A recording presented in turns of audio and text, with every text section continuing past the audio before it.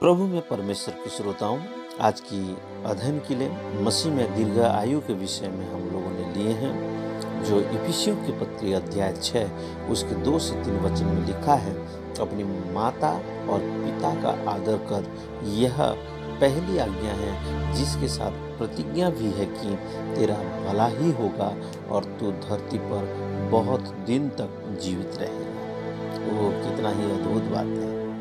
पुरानी वाचा के तहत लोगों की आयु बहुत लंबी हुआ करती थी, यहाँ तक कि मनुष्य के पतन के पश्चात भी मतुशलह जैसे लोग दीर्घायु रहे, जिसके आयु 969 वर्ष की थी।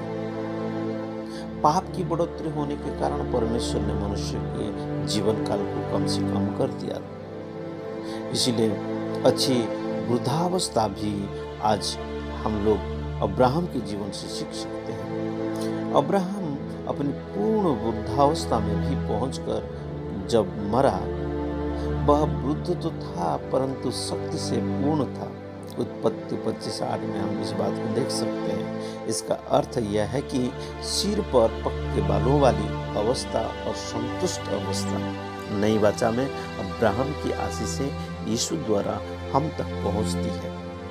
हाँ मेरे अजीजों, और मसीह में आप इन आशीषों पर दावा कर सकते हैं कि जैसे पुलियों का ढेर समय पर खलियान में रखा जाता है, वैसे ही तू पूरी आयु का होकर कब्र को पहुंचेगा। कितना ही अद्भुत बात है। अय्यूब के द्वारा हम देखते हैं 5:26 में इस बात को। मसीह में होकर यह प्रतिज्ञा, मैं तुझे दीर्घायु से तृप्त करूंगा, भजनकार कहते हैं इनका 90 के 16 में। मेरे अजीजों, अब वह आपके प्रिय लोग अपने संतुष्ट होने तक जी सकते हैं। कम से कम उम्र 70 या 80 है, भजन संहिता 90:14 के अनुसार। अकस्मात मृत्यु या युवावस्था में मृत्यु एक श्राप है, जिससे यीशु ने अपनी जवानी में क्रूस पर अपनी जान देकर तोड़ दिया।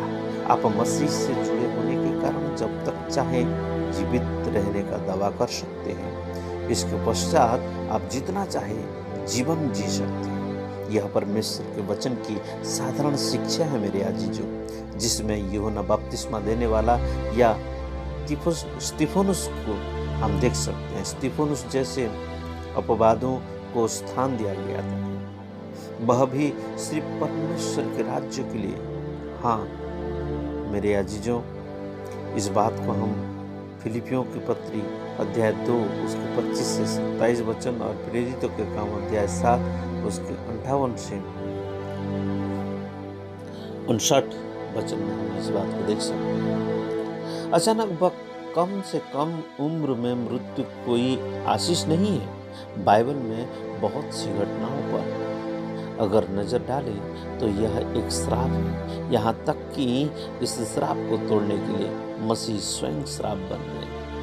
आपको पूर्ण रूप से संतुष्ट होने तक जीवन की मांग करनी चाहिए, जो परमेश्वर हमें बहुत संतोषजनक तरीके से देता है। मसीह में आने के पश्चात आपके पास लोगों की आवश्यकताओं को पूरा करने के लिए दीर्घायु मांगने व इस संसार से विदा होकर आराम करने दोनों की आजादी है। पौलुस और पतरस समझ गए थे कि यह उनका चुनाव है। हाँ मेरे अजीजों, स्वस्थ जीवन भी प्रभु की ओर से हमें मिलती है। परमेश्वर द्वारा दिया गया जीवन सदैव पूर्ण बहुतायत से भरा है, उमंडता हुआ और बकाया रखने वाला जीवन होता है। मसीह में आपके पास अपनी दीर्घायु को परिभाषित करने का अवसर होता है। इसीलिए 120 वर्ष की आयु में ना तो मूसा की आंखें धुंधली हुई और ना ही उसका बल कम हुआ। कालेब 80 वर्ष की आयु में भी उतना ही बलशाली था जितना वह 40 वर्ष की आयु में हुआ करता था। कितना अद्भुत है। वह एक योद्धा था और उसने अनाकियों को घात किया था। यदि पुरानी वाचा के भागीदारों को ये आशीषें मिल सकती थी, तो आप उससे भी कहीं अधिक बड़ी आशीषों का दवा कर सकते हैं और आशीष को प्राप्त कर सकते हैं, दीर्घायु को प्राप्त कर सकते हैं। मसीह में आप परमेश्वर से अपने जीवन के अंत को प्रकट करने की आशा कर सकते हैं। वह उसके लिए पहले से अपने आप को तैयार कर सकते हैं। कुछ शर्तें हैं इस बात के लिए। परमेश्वर की कोई भी आशीष अपने आप नहीं मिलती है। पापी होने के कारण उद्धार प्राप्त करने के पश्चात आपको दीर्घ व स्वस्थ जीवन की आशीष को अपनाना होगा। परमेश्वर चाहते हैं कि आप उनसे लंबी आयु के लिए प्रार्थना करें। भजन संहिता अध्याय 21:4 में हम इस बात को देख सकते हैं। अपने माता पिता का आदर करने से निश्चय ही आपकी आयु बढ़ेगी। इसलिए परमेश्वर के वचनों को मानने से आपकी आयु बढ़ती है। हाँ मेरे अजीजों, अगर आप अपने जीव को बुराई करने से रोकते हैं तो आप निश्चय ही भले दिनों को देखने पाएंगे। परमेश्वर से क्या क्या गया है समर्पित है आपको दीर्घायु प्रदान करेगा। जो लोग परमेश्वर के भवन व उसके दासों की मंडली में बने रहते हैं वे आशीषित व पूरी वृद्धावस्था का आनंद उठाने पाएंगे। मैं जब हमारे कलीसिया के बुजुर्गों को देखता हूँ, आज भी वो बुजुर्ग प्रभु में बने हैं, आज भी कलीसिया में टिके हुए हैं। बुजुर्ग की अवस्था में भी प्रभु के नाम को लेते हुए प्रभु की स्तुति गुणानुवाद करते हैं। क्या ये अद्भुत जीवन है। हालेलुया। स्वास्थ्य नियम, आखिरकार हम लोगों को बहुमूल्य बात को देखना है, स्वास्थ्य का नियम को। स्वास्थ्य के नियम का पालन करना, पौष्टिक आहार खाना, सही समय पर सोने की आदत डालना और व्यायाम करना, आपकी भावनाओं को नियंत्रित करना व स्वयं रखना इत्यादि इत्यादि निश्चय ही आपके बल व आयु को बढ़ाएगा। यदि स्वास्थ्य संबंधित नियम आवश्यक न होते तो परमेश्वर क्यों बताते कि क्या खाना चाहिए और क्या नहीं खाना चाहिए। परमेश्वर द्वारा बनाए गए स्वास्थ्य संबंधी सिद्धांतों का उल्लंघन ना करें। जब प्रभु आज्ञा दिए हैं उसकी आज्ञा को पालन करना जरूरी है।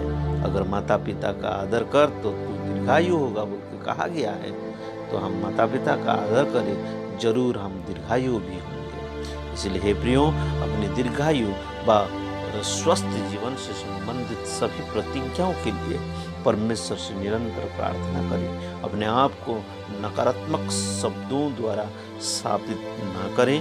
परमेश्वर के आनंद में बने रहें, जो हमारी ताकत है और औषधि के समान कार्य करता है, उसको हम थामे रहें। मसीह में आपका जीवन आपको सदैव आवश्यक शक्ति और ऊर्जा प्रदान करेगा। आज ही इससे इस्तेमाल करें, हासिल करें और शैतान का सामना करें, जो परमेश्वर द्वारा दिए गए जीवन को चुराने और नाश करने के लिए आता है, उसके सामना करें। आइए थोड़ी देर आंखों को बंद करें और जीवित परमेश्वर से यही प्रार्थना करें। परमेश्वर, हम आपको धन्यवाद करते हैं। मुझे जीवन तथा बहुतायत की जीवन देने के लिए कोटि कोटि धन्यवाद। आप मुझे दीर्घायु से तृप्त करेंगे। मैं नया बल प्राप्त करके उकाब के समान उड़ूंगा। मैं दौड़ूंगा और श्रमित ना होऊंगा।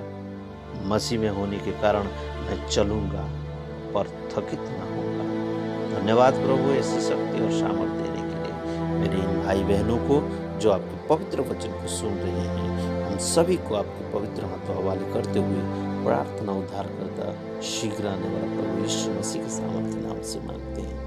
आमेन और आमेन। God bless you.